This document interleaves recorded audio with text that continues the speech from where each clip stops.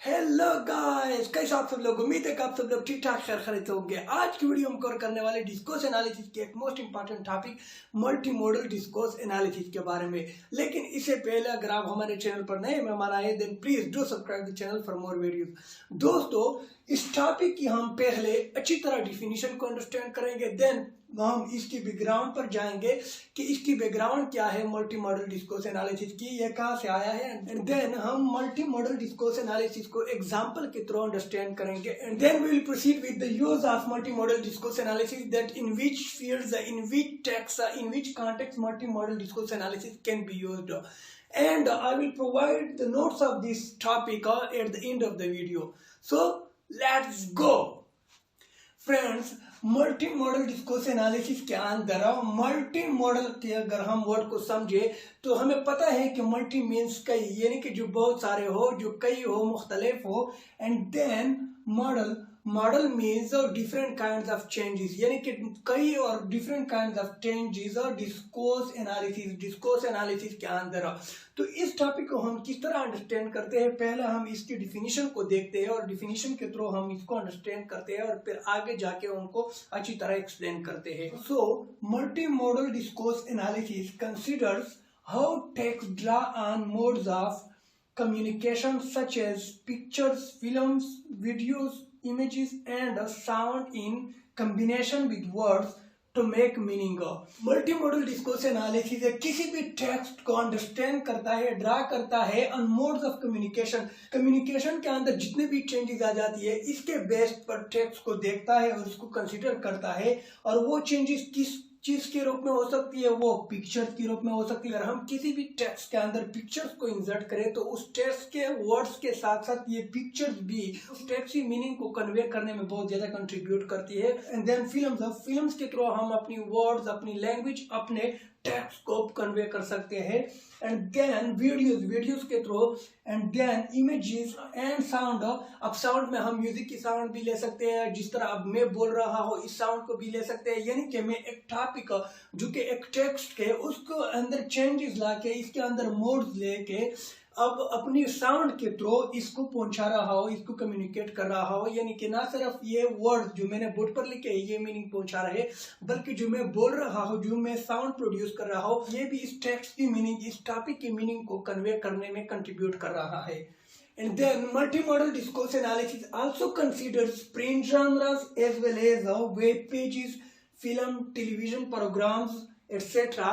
इन चीजों के अलावा, यानी कि पिक्चर, साउंड, म्यूजिक, वीडियोस के अलावा multimodal discourse analysis print genres को, यानी कि प्रिंट जॉनर्स के अंदर डिफरेंट टाइप्स ऑफ जॉनर्स आ जाते हैं। इसके थ्रू भी हम लैंग्वेज की मीनिंग्स को कन्वे कर सकते हैं, कंट्रीब्यूट कर सकते हैं, सपोर्ट कर सकते हैं। एंड देन वेब पेजेस के थ्रू, फिल्म्स के थ्रू, टेलीविजन प्रोग्राम्स के थ्रू हम किसी भी कॉन्टेक्स्ट के अंदर डिफरेंट टेक्स्ट की मीनिंग्स को अच्छी तरह पोर्ट्रे कर सकते हैं, अच्छी तरह कन्वे कर सकते हैं, प्रोपेगेट कर सकते हैं। And then multimodal discourse analysis also considers that how text are designed, कि किस तरह टेक्स्ट को डिजाइन दिया गया है। एंड किस तरह सेमियोटिक टूल्स, सेमियोटिक मींस इमेजेस, कि किस तरह इमेजेस और इस इमेजेस के जो कलर्स है, फ्रेमिंग है, फोकस है, पोजीशनिंग है, ये कंट्रीब्यूट करती है उन इमेजेस की, उन कॉन्टेक्स्ट की, उन वर्ड्स की, उन लैंग्वेज की मीनिंग को कन्वे करने में। इसके एग्जांपल अगर हम यूट्यूब वीडियो की थंबनेल को ले ले, जो वीडियो आप लोग देख रहे हो, इस पर जो मैंने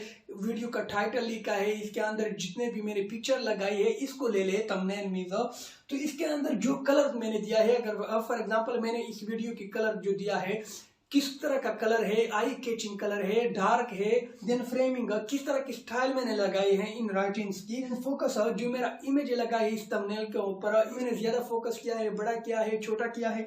एंड देन पोजीशनिंग, कि किस पोजीशन में मैंने रखा है, यानी कि लेफ्ट में रखा है, राइट में रखा है, राइटिंग्स के ऊपर रखा है, या राइटिंग या पिक्चर्स के ऊपर मैंने राइटिंग की है। ये सब चीजें वेरी इस वीडियो को सक्सेसफुल बनाने में, आई कैचिंग में, क्लिकिंग करने में। एंड देन मेरा जो टॉपिक है, जो टाइटल है इस वीडियो का, इसके अलावा ये चीज़ है, यानी कि ये पोजीशन, ये इमेजेस बहुत ज़्यादा कंट्रीब्यूट करती है मेरी असल गोल में, मेरी असल एम में। इसके सेम अगर हम यूट्यूब पर डिफरेंट ब्लॉगर्स की वीडियोस को देखें तो उन्होंने भी अपने पिक्चर्स, अपनी राइटिंग स्टाइल्स और अपने बैकग्राउंड स्टाइल्स को आई कैच रखते हैं ताकि ज़्यादा से ज़्यादा लोग इनकी वीडियोस को देखें। So the same is the case with text. If we insert in it pictures and then if we convey it through films and also if we convey or portray it through videos and images and then also if we dub sound on it, then all these things contribute to the meanings of the text. Multi modal discourse analysis के example में अगर हम 9/11 की incident को ले ले तो 9/11 के इंसिडेंट के ऊपर जितने भी रिपोर्ट्स लिखे, जितने भी टेक्स्ट लिखे हैं, जितने भी वर्ड्स या लैंग्वेज का इस्तेमाल हुआ है, इसका जितना इफेक्ट रीडर्स के माइंड या हार्ट पर हुआ है उतना ही ये इवेंट जिस तरह टेलीविजन के थ्रू, इमेजेस के थ्रू हम तक पहुंचाया है, मीडिया के थ्रू हम तक पहुंचाया है, उसका भी हमारे दिलों पर, हमारे माइंड्स पर इफेक्ट हुआ है। यानी कि इस इंसिडेंट के ऊपर जितने भी रिपोर्ट्स है, इनके वर्ड्स के साथ साथ डिफरेंट काइंड्स ऑफ मोड्स और multi modalities such as picture, images, films, videos, उन्होंने भी इनकी मीनिंग को कन्वे करने में, प्रोपेगेट करने में बहुत ज्यादा कंट्रीब्यूट किया है, सपोर्ट किया है इस टेक्स्ट को। और इस तरह करते हुए इन्होंने डिस्टेंसेस को कंप्रेस किया है and have brought images and distances into people's home that would otherwise have not been available to them. And also by doing so they have moved the reader from the position of spectator to the position of witness. यानी कि वो reader उन images को, उन videos को, उन films को देखकर ऐसा महसूस कर रहा होता है जिस तरह वो खुद एक्चुअली देख रहा हो, उस इवेंट्स को विटनेस कर रहा हो, गर्चे वो वहां पर मौजूद ना हो। And now if we come to the background of multi modal discourse analysis, then much of the work in the field of discourse analysis has been drawn from Holiday's social semiotic approach. Holiday की यह approach consider करता है कि language की meaning different kind of semiotic resources such as images, pictures, films का इस्तेमाल करके हम उन वर्ड्स की, उन टेक्स्ट की या उन लैंग्वेज की मीनिंग को कन्वे करते हैं या उस लैंग्वेज को कम्युनिकेट करते हैं, क्योंकि meaning don't travel in isolation. और इसी बेस पर हॉलीडेज ने 3 टाइप्स ऑफ सोशल मीनिंग्स और फंक्शंस को डिस्क्राइब किया, जिसमें सबसे पहले आइडेशनल मीनिंग और फंक्शन आ जाता है। आइडेशनल मीनिंग और फंक्शन के मुताबिक it is about what the text is about, यानी कि ये टेक्स्ट किस चीज के बारे में है, what social aspect triggered the text और how the images, videos, films used in a text convey the aspects of real world. The second type described by Holidays is interpersonal meaning or function. Interpersonal function और meaning के मुताबिक ये relation देखता है between participants को, यानी कि किसी भी टेक्स्ट के अंदर डिफरेंट कोर आइडियाज के दरमियान रिलेशनशिप क्या है, या जो इमेजेस यूज हुए हैं इसके अंदर रिलेशनशिप क्या है। And then the third is textual meaning. Textual meaning के मुताबिक how the message is organised, कि इस मैसेज को, इस टेक्स्ट के मैसेज को, इस इमेज को किस तरह ऑर्गेनाइज किया गया है, यानी कि how the components are arrange in a text, how the components are arrange in an image, achieve its goal और इफेक्ट। अब इसके एग्जांपल अगर हम एक टेक्स्ट को ले ले या एक पैराग्राफ को ले ले, तो पैराग्राफ के अंदर या किसी भी टेक्स्ट के अंदर, फॉर एग्जांपल ये हमारे पास एक टेक्स्ट हो गई, एक पैराग्राफ हो गई, तो इसके अंदर हमारे पास डिफरेंट आइडियाज होते हैं, डिफरेंट कोर आइडियाज होते हैं, डिफरेंट पैराग्राफ्स होते हैं, और फिर हम क्या करते हैं, we link together these different core ideas and then draw conclusions, यानी कि हम इन डिफरेंट कोर आइडियाज को लिंक करके, कंबाइन करके हम इस टेक्स्ट के बारे में जान लेते हैं कि ये टेक्स्ट किस चीज के बारे में है। एंड देन हम इनके दरमियान जो डिफरेंट कंपोनेंट्स है, जो डिफरेंट कंटेंट्स यूज हुए हैं, इसके रिलेशनशिप को जानते हैं कि इन डिफरेंट कोर आइडियाज के बीच में जो रिलेशन है वो क्या है। एंड देन हम इसकी टेक्सचुअल मीनिंग को अंडरस्टैंड कर सकते हैं कि इसकी मैसेज क्या है, किस तरह का मैसेज ये पोर्ट्रे करता है ये टेक्स्ट, और इसके बेस पर फिर हम डिफरेंट काइंड्स ऑफ कंक्लूजन्स को ड्रा करते हैं। And now guys, if you move to the use of multimodal discourse analysis, कि multimodal discourse analysis का इस्तेमाल कहाँ पर होता है या कहाँ पर इसकी प्रैक्टिकल इस्तेमाल हुई है, then if we take the example of a magazine named The Cosmopolitan, जो कि मिशेल ओबामा यानी कि वाइफ ऑफ बराक ओबामा की एक मैगजीन है, इस मैगजीन के अंदर जिस तरह वीमेन की पोर्ट्रेल की गई है, जिस तरह के जेस्चर, जिस तरह के पोजेस, जिस तरह के इमेजेस, जिस तरह के क्लॉथ्स, लिपस्टिक्स, उन्होंने यूज किए हैं।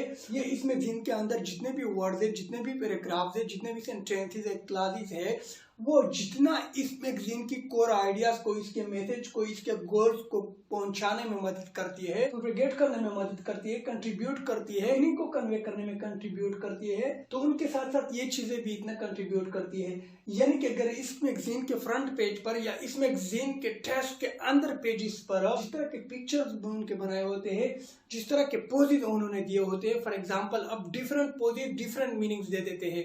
अल्फाज के साथ साथ वो मीनिंग को कन्वे करने में बहुत ज्यादा कंट्रीब्यूट करते हैं, हेल्प करते हैं।